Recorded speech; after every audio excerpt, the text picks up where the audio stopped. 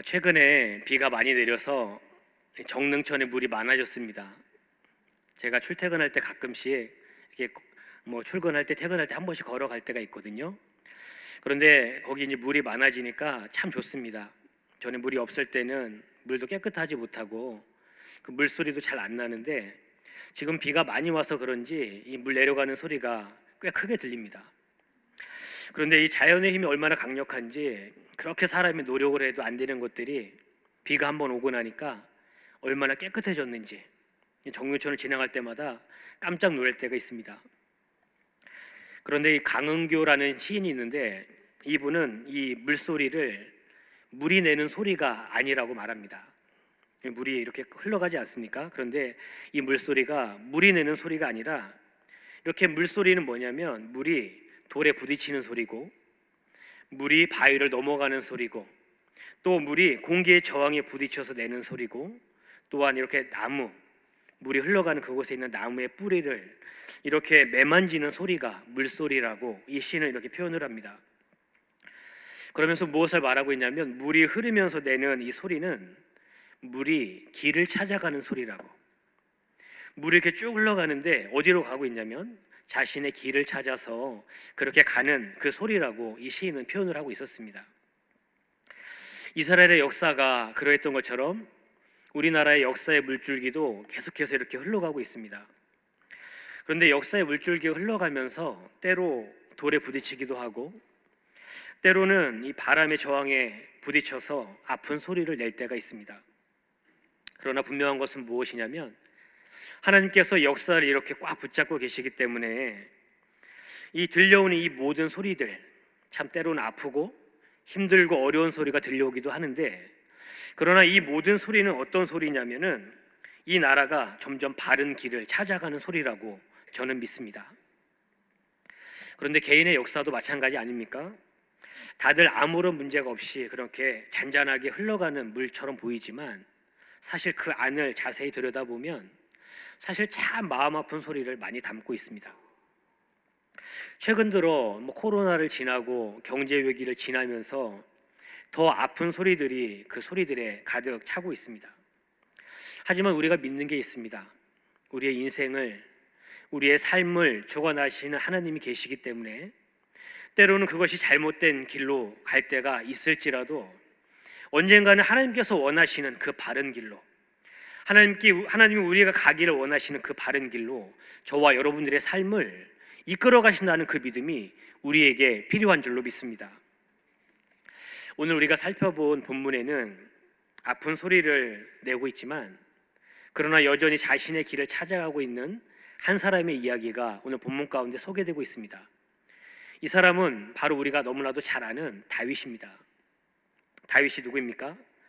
형들이 있는 전쟁터에 아버지가 가서 심부름을 좀 다녀오라고, 형들의 안부가 궁금하니 좀 심부름을 다녀오라고 보냈다가 그곳에서 골리앗과 싸움이 벌어졌는데 물맷돌을 가지고 한 방에 골리앗을 쓰러뜨려서 저 들에서 양을 치던 무명의 목동이 하루아침에 이스라엘 역사의 주인공으로 등극하는 그런 역사가 일어났던 인물이 바로 이 다윗입니다.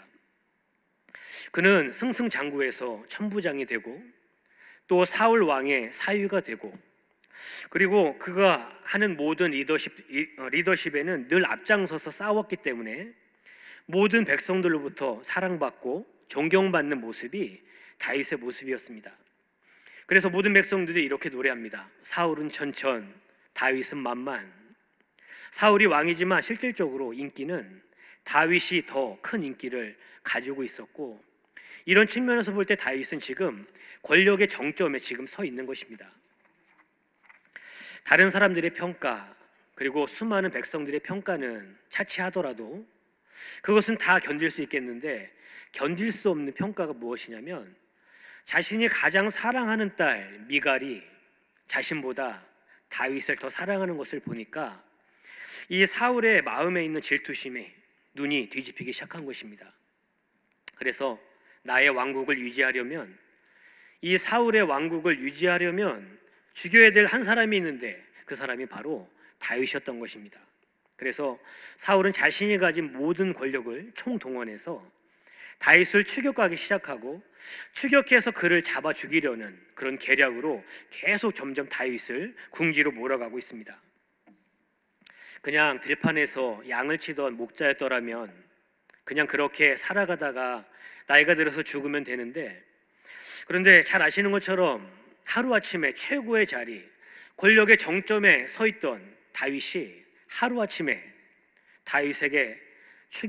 사울에게 추격돼서 도망자로 그렇게 밑바닥을 살아가는 그 삶, 그냥 전에 그냥 평범하게 살았다면 몰랐을 삶, 가장 정점에서 바닥을 치는 삶은 사실 다윗에게 있어서 참 견디기 힘들고 절망적인 그러한 상황이었습니다. 정말 이해되지 않는 것은 내가 왜 이렇게 쫓겨다녀야 되는지 정말 이해되지 않는 상황, 아무리 이해하려고 해도 아무런 잘못 없이 쫓겨다니는 자신의 이러한 삶의 모습이 정말 죽을 만큼 힘이 든 상황이 오늘 다윗의 그런 모습이었습니다. 그래서 다윗은 지푸라기라도 잡고 싶은 심정으로 자신이 생각할 때 가장 안전한 곳으로 대피하는데, 그것이 오늘 본문 21장 1절에 나와 있습니다. 우리 21장 1절 말씀을 우리 한 목소리로 함께 읽겠습니다. 시작.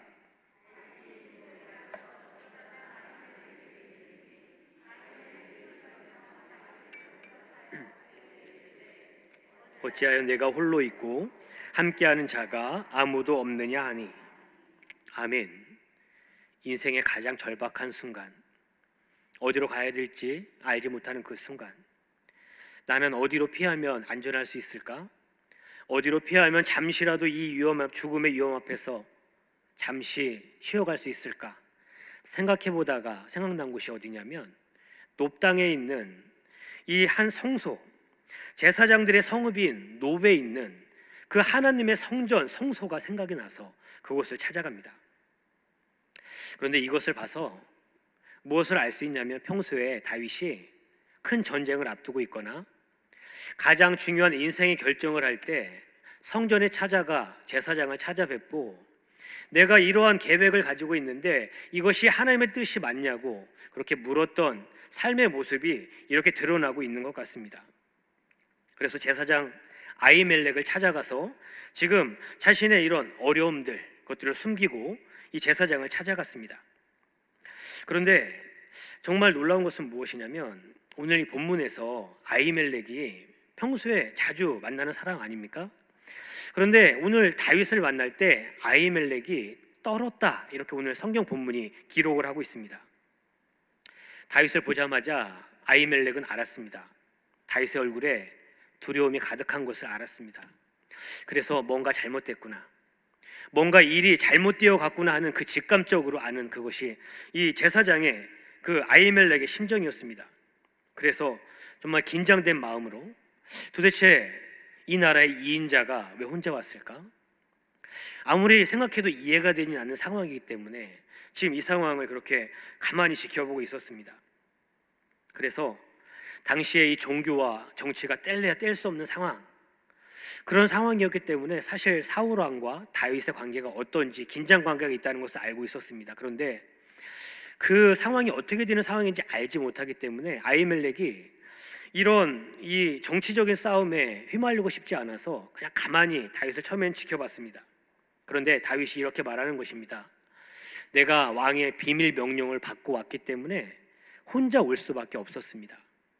왕의 명령이 너무 급해서 다른 누구 동행과 함께 올 수가 없었고, 그래서 아무 무기도 없이 이 시간 지금 제사장님에게 찾아온 것입니다.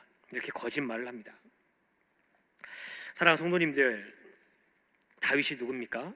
하나님을 가장 사랑하고 하나님 앞에서 가장 정직하게 살려고 했던 사람이 다윗이었습니다. 그런데 다윗은 지금 하나님의 일을 담당하는 제사장 앞에서 거짓말을 하고 있습니다. 여러분, 이 다윗의 마음, 다윗의 심정이 헤아려지십니까? 다윗의 마음은 어떤 마음이냐면 심지어 제사장조차 100% 믿을 수 없는 아주 극도의 불안 상태에 다윗이 지금 처해 있는 것입니다. 그래서 아주 긴장된 마음으로 거짓말을 하면서 지금 제사장 아히멜렉을 만나고 있습니다. 다윗은 이 성전에 오기 전에 이렇게 두려움에 휩싸여 가지고 무방비 상태로 들어왔습니다. 그런데 이렇게 아히멜렉과 이야기하다가 아히멜렉이 그럴 수도 있겠다 납득이 돼서 그 성소에 있던 그 진설병, 그 식은 떡을 다윗에게 제공을 하고, 예전에 이 다윗이 골리앗을 무찔렀을 때 갖다 놨던 이스라엘의 전쟁 기념품이라고 할 수 있는 골리앗의 칼이 있었는데 그 칼을 다윗에게 주는 일이 이렇게 일어나게 됩니다. 성소에 오기 전까지만 해도 아주 허기지고 두려움에 쌓여서 무방비 상태로 성전에 들어왔지만, 성전에 나갈 때는 어떻습니까? 허기진 배도 채우고, 그리고 세상에 다시 나가서 싸울 수 있는 무기도 없고 다시 싸울 수 있는 힘을 얻어서 나가는 다윗의 모습을 오늘 발견할 수가 있습니다. 우리가 주목해 보고 싶은 것은 무엇이냐면, 다윗에게 있어서 성소는 어떤 곳이냐? 내 인생에 있어서 가장 긴급할 때, 가장 힘들 때, 내가 어찌할 바를 알지 못할 때 내가 내 모습 그대로 나아갈 수 있는 곳, 내가 어찌할 바를 몰라서 그것을 묻기 위해서 새 힘을 얻기 위해서 찾아갈 수 있는 그곳이 다윗에게 있어서 그곳이 바로 성소였다는 것입니다. 사랑하는 성도님들, 이러한 장면을 하나 기억을 해 두시고요, 이런 다윗의 모습이 보여지는데 성소에서 새 힘을 얻고 허기진 배를 채우고 용기를 얻는 다윗의 모습 뒤에 또 한 장면이 펼쳐지는데, 어떠한 장면이냐면 오늘 우리가 좀 주목해 보려고 하는 장면입니다. 이 다윗이 아히멜렉과 대화하는 것을 멀리서 지켜보고 있는 한 사람이 있었는데, 에돔 사람 도액이라고 하는 사람이 이 이야기를 처음부터 끝까지 지금 다 지켜보고 듣고 있습니다. 종교 행위를 하는 것 같은데 사실 귀는 다윗과 아히멜렉이 하는 그 대화에 집중되어져 있습니다. 그는 다윗이 제사장에게 거짓말을 해서 진설병을 먹는 모습도 보았고, 거짓말로 이 골리앗의 칼을 가져가는 것도 다 지켜보았습니다. 이 사람은 지금 어디에 와 있습니까? 성소에, 하나님의 성전에 예배하는 것처럼 보이는데 사실 하나님에게 전혀 관심 없고, 지금 이 사람의 모든 관심은 지금 다윗과 이야기하는 제사장에게만 온통 관심 있는 모습이 오늘 이 사람의 모습이었다는 것이죠. 오히려 지금 이 들려지는 이 고급 정보를 가지고 다윗을 깔아뭉개고 사울에게 잘 보여서 출세할 수 있는 기회를 지금 이 도액이 엿보고 있습니다. 그런데 도액을 잘 이해하려면 이 사람의 출신을 이해할 필요가 있는데, 어디 사람이냐면 따라해 보실까요? 에돔 사람. 한 번 더요. 에돔 사람. 우리 에돔은 누구의 후손입니까? 이름이 비슷한데 에서의 후손입니다. 에서의 후손인데, 우리 성경을 보다 보면 하나님의 백성, 이스라엘 백성들이 출애굽하는 여러 연령 가운데 하나님의 백성을 괴롭혀서 그 하나님께 아주 버림을 받은 민족이 바로 에돔 족속입니다. 그래서 이스라엘 사람들은 에돔 족속하면 사람으로 취급하지 않습니다. 그래서 상종도 하지 않는 사람이 바로 에돔 사람들입니다. 그런데 참 이상하지 않습니까? 지금 도액이라고 하는 사람은 에돔 사람인데, 지금 도액은 어떠한 사람이냐면 사울의 신하고 시위대에서 중요한 직책을 지금 맡고 있다는 것입니다. 무슨 뜻이겠습니까? 상종도 하지 못하는 그 사람이 나라의 아주 높은 자리에 서 있다. 그러면 이 사람은 이 자리에 오기까지 수많은 사람들의 피를 흘려서 수많은 사람들을 죽이고 그 사람들을 밟고 이 자리에 올라왔음을 단적으로 오늘 본문이 우리에게 보여주고 있는 것입니다.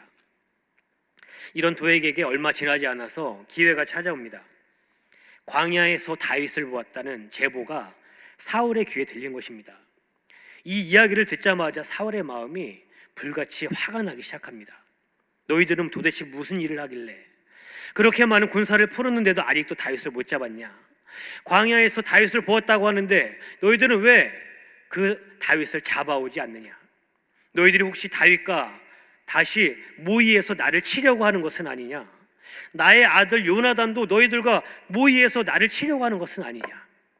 하나님의 영이 떠난 이 사울에게 이 어디까지가 사실인지 어디까지가 망상인지 이것이 분별되지 않는 그런 모습이 오늘 본문 가운데 보여집니다.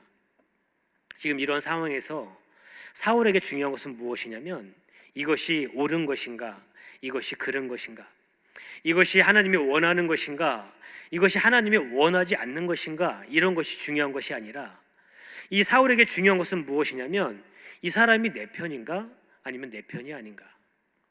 내 편인 사람은 참 좋고 내 편이 아닌 사람은 적임을 나타내는 이러한 아주 단편적인 모습을 이 사울이 보이고 있다는 것입니다. 이런 마음을 가지고 있는 사람에게 이 사울의 편이 되어준 사람이 있는데 바로 에돔 사람 도액입니다. 우리 사무엘상 22장 9절과 10절의 말씀을 우리 한 목소리로 읽겠습니다. 사무엘상 22장 9절 10절입니다. 시작.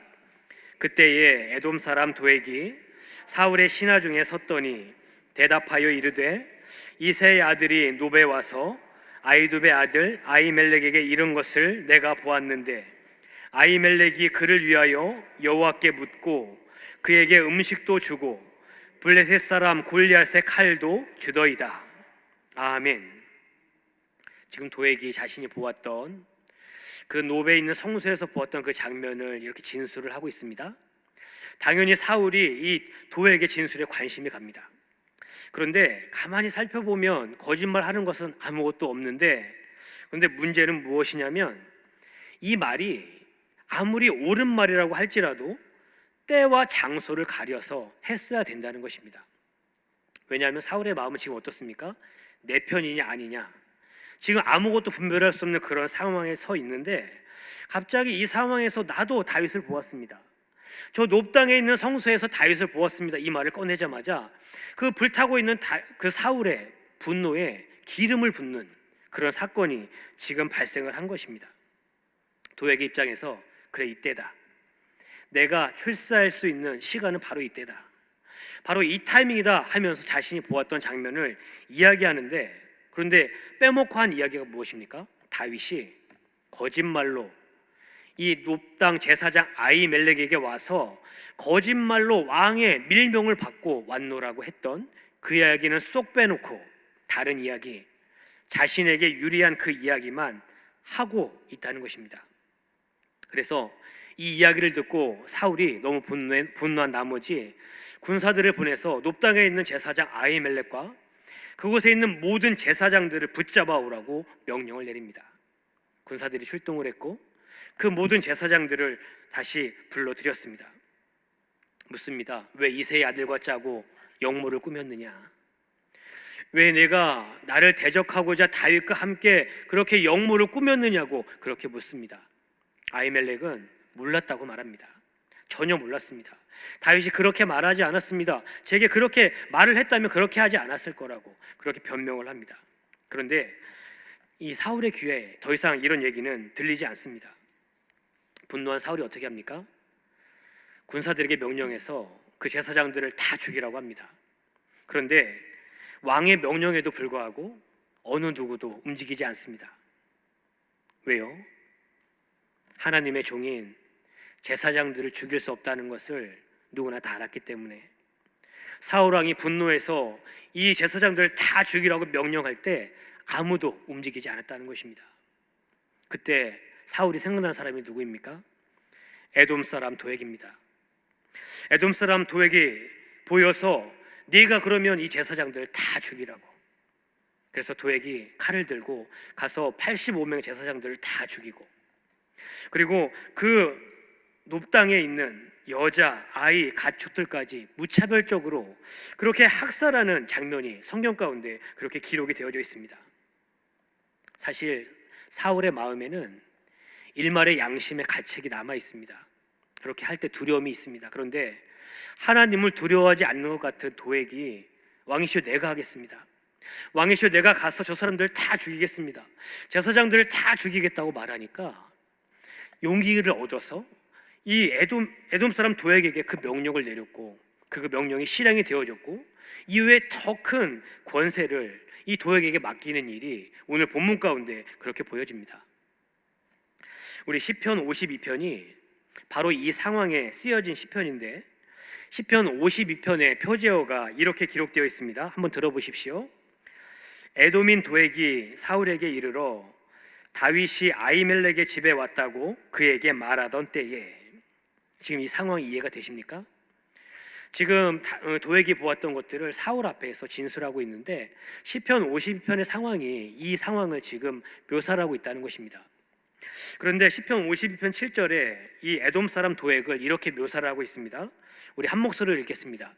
시작.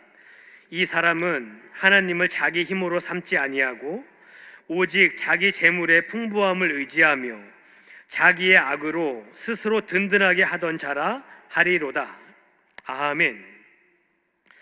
여러분, 우리가 오늘 성소라고 하는 장소에서 일어난 두 가지 사건을 살펴보고 있습니다. 성소에서 다윗은 어떤 모습이었는지 하나가 그것이고, 또 한 가지는 똑같은 성소에서 에돔 사람 도액의 모습은 어땠는지가 오늘 두 번째 장면입니다. 그런데 다윗과 달리 도액에게 있어서 이 성소라고 하는 곳은 어떤 곳이냐면, 다윗처럼 자신의 이 약한 모습, 나의 이 절망한 모습, 나의 이 어찌할 바를 알지 못하는 모습을 있는 모습 그대로 나아가는 그런 장소가 아니라, 이 에돔 사람 도액에게 이 성소라고 하는 곳은 내 모습을 가리는 곳, 나의 잔인함을 가리는 곳, 내가 가지고 있는 여러 가지 그 성공에 대한, 성공하기 위한 수많은 사람들을 밟아왔던 그런 마음들을 가리는 곳으로 성전을 지금 활용하고 있다는 것입니다. 그런데 이 다윗뿐만이 아니라 다윗 대조에서 에돔 사람 도액과 똑같은 사람이 하나 더 있는데 그가 누구입니까? 사울 왕입니다. 사울에게 있어서도 이 성소라고 하는 이곳은, 성전은 자신의 권력을 비유하는 곳이어야 되는 것입니다. 그리고 종교적인 행위가 드려지는 그냥 형식적인 사당에 불과한 것이지, 그곳이 하나님이 역사하시거나 하나님이 말씀하시는 그런 장소가 더 이상 아니었다는 것입니다. 이 두 가지를 잘 기억해 보십시오. 다윗에게 있어서 하나님이 말씀하시는 성전, 내게 새 힘을 얻는 성전, 그러나 이 도액과 사울에게 있어 성전은 나의 성공을 위한 곳, 나를 가리기 위한 곳, 그것이 상대적으로 이렇게 대조를 이루고 있다는 것입니다. 오늘 수요 성경 강의에 오신 성도님들에게 묻습니다. 여러분에게 있어서 성전은 어떠한 의미입니까? 여러분에게 있어서 성소, 하나님을 예배하는 이 자리는 어떠한 의미인지 한번 생각해 볼 수 있기를 바랍니다. 말씀을 한번 정리해 보겠습니다. 오늘 다윗은 삶의 초점을 잃고 인생의 위기 앞에 서 있습니다. 그런데 이 인생의 위기 앞에서 다윗은 길을 찾아가고 있습니다. 지금 참 아프고 힘든 시간을 지나가고 있지만 하나님께서 원하시는 그 길이 무엇인지를 찾으면서 한 걸음 한 걸음 그 길을 찾아 나가고 있습니다. 다윗의 움직임 속에서 몇 가지 교훈을 얻기를 원합니다. 다윗은 어떻게 길을 찾아갔는지 한번 살펴보도록 하겠습니다. 첫째, 내게 예배의 자리가 어떤 의미인지를 확인해야 한다는 것입니다. 내가 예배하는 이 자리는 어떤 곳인가? 나는 이 자리에 왜 앉아 있는가? 나는 이 시간을 왜 구별하는가? 나는 이 예배 시간이 나에게는 어떤 의미인지를 분명하게 확인해야 한다는 것입니다. 우리가 예배하는 이 성전은 성경의 지식을 더하거나 아니면 여러 가지 교리적인 것들을 쌓는 그런 장소가 아니라, 내가 허기지고 세상살이에 지쳐서 내가 어떻게 해야 될지 알지 못할 때, 허기지고 낙심하고 절망하고 넘어졌을 때 다시 하나님 앞에 나와서 실제적으로 살 수 있는 양식을 얻고 용기를 얻고 싸울 수 있는 무기를 얻을 수 있는 곳이 바로 이 성전인 줄로 믿습니다. 그래서 이 성전은, 우리가 예배하는 이 자리는 그냥 느낌으로 하나님 계십니까? 이런 자리가 아니라, 살아계신 하나님이 말씀하시고 살아계신 하나님이 내게 힘을 주시고 내게 능력을 주시는 그런 자리인 줄로 믿습니다. 그래서 중요한 것은 무엇이냐면, 아무리 시대가 변하고 아무리 코로나가 기승을 부린다고 할지라도 성전 중심의 영성을 회복할 수 있기를 주님의 이름으로 축복합니다. 인생을 살다가 위험을 만납니다. 어려움을 만납니다. 풀 수 없는 문제 앞에 설 때가 있습니다. 그때에 우리는 다시 이 성전에 나와 이것을 어떻게 해야 되는지 하나님께 물어야 한다는 것입니다. 그래서 우리에게 필요한 영성은 성전을 찾아오는 영성, 이 성소의 영성이 우리에게 반드시 필요합니다. 그래서 우리는 언제든지 달려갈 수 있는 예배의 자리, 기도의 자리가 우리에게 있어야 될 줄로 믿습니다. 두 번째는 내게 주신 고난의 의미가 무엇인지를 깨달아야 한다는 것입니다. 인생의 위기 앞에 길을 찾아가는 두 번째 방법은 내게 주신 고난의 의미가 무엇인지를 깨달아 가야 한다는 것입니다. 오늘 본문을 쭉 읽어 나가 보면 참 재밌는 것이 있습니다. 무엇이냐면 지금 도망을 치고 있는 것은, 도망자는 다윗입니다. 그리고 추격하고 있는 것은 사울입니다. 그런데 본문을 가만히 읽어보면 도망치고 있는 다윗은 순간순간 하나님이 주시는 평안함을 누리면서 그렇게 하루하루를 지내고 있습니다. 그런데 추격하고 있는, 다윗을 죽이려고 맹렬하게 추격하고 있는 이 사울은 그 마음에 평안함이 하나도 없고 극도로 불안해하는 모습이 오늘 본문 가운데 많이 보여집니다. 여러분, 이런 차이가 왜 나는지 그 이유를 아십니까? 그 이유는 무엇이냐면 다윗의 삶에는 보이지 않는 하나님의 손이 지금 역사하고 있기 때문입니다.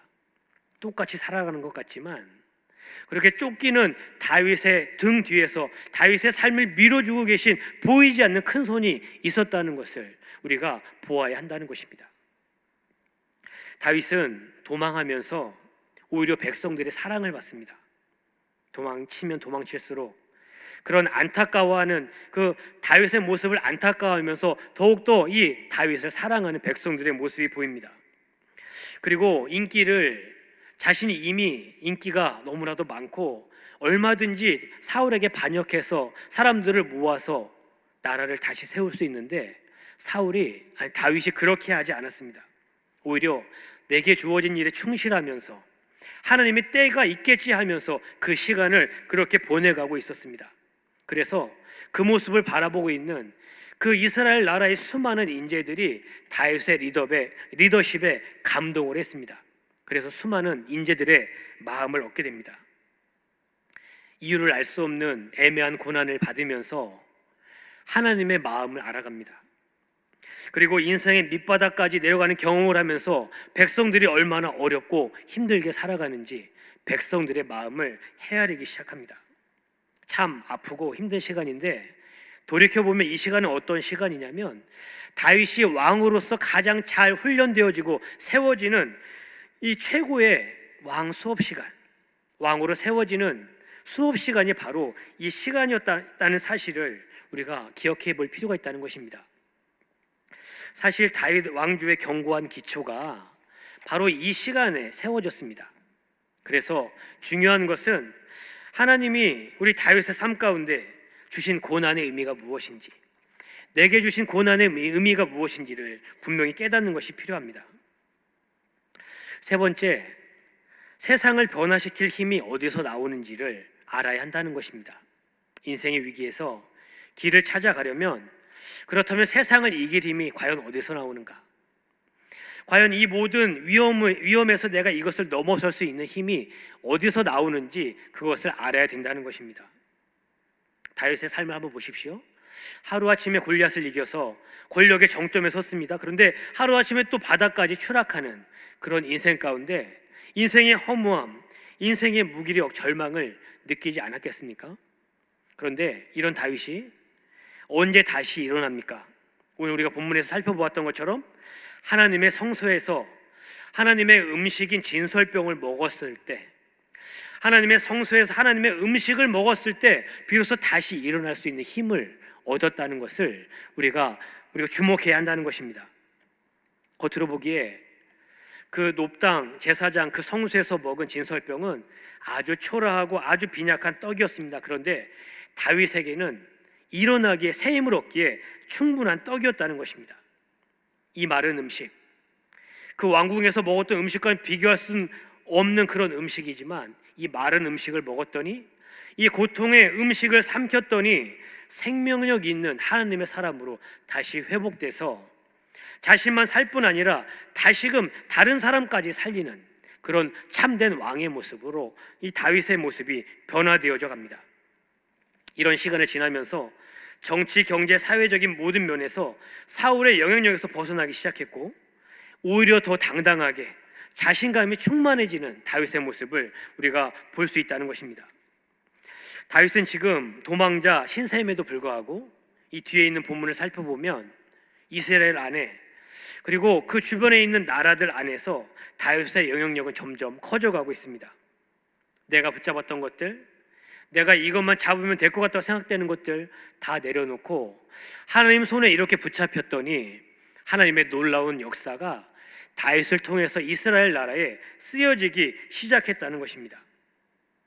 다윗은 지금 분명히 어려운 시간을 지나가고 있는데 그 시간 가운데도 바른 길을 찾아가려고 이러한 삶을 지금 살아가고 있습니다. 오늘 말씀을 마무리하면서 시편 52편의 다윗의 고백으로 오늘 말씀을 마무리하려고 합니다. 이 고백이 이 어려움 가운데도 바른 길을 찾아가는 우리의 고백이 되길 원합니다. 우리 시편 52편 8절 9절을 우리 한 목소리로 읽겠습니다. 시작. 그러나 나는 하나님의 집에 있는 푸른 감람나무 같음이요 하나님의 인자하심을 영원히 의지하리로다. 주께서 이를 행하셨으므로 내가 영원히 주께 감사하고 주의 이름이 선하심으로 주의 성도 앞에서 내가 주의 이름을 사모하리이다. 아멘. 하나님의 사람은 하나님을 자기 힘으로 삼습니다. 돈이나 세상 사람이나 권력이 아니라 하나님의 사람은 하나님으로 자기 힘을 삼는 사람입니다. 하나님의 집에 심겨졌기 때문에 푸른 감람나무로 남아있는 것이 바로 저와 여러분들인 줄로 믿습니다. 하나님의 사람은 하나님의 인자하심을 영원히 의지합니다. 그리고 그의 성실하심을 날마다 찬양하며 주의 선하심을 사모하는 것이 하나님의 사람들의 모습이라는 것입니다. 사랑하는 성도님들, 줄이고 가난한 마음으로 이 밤에 살아계신 하나님을 꽉 붙잡을 수 있기를 주님의 이름으로 축복합니다. 약할 때 강함 되시고 나의 보배가 되신 하나님을 만나는 자리가 바로 우리가 예배하는 이 자리인 줄로 믿습니다. 주님의 임재가 충만한 이 예배당에서 오늘 설교 제목이 여호와 앞에 머물러 하나님의 능력을 덧입고 내가 가야 할 길을 바르게 찾아가는 복된 인생들 되시기를 주님의 이름으로 축복합니다.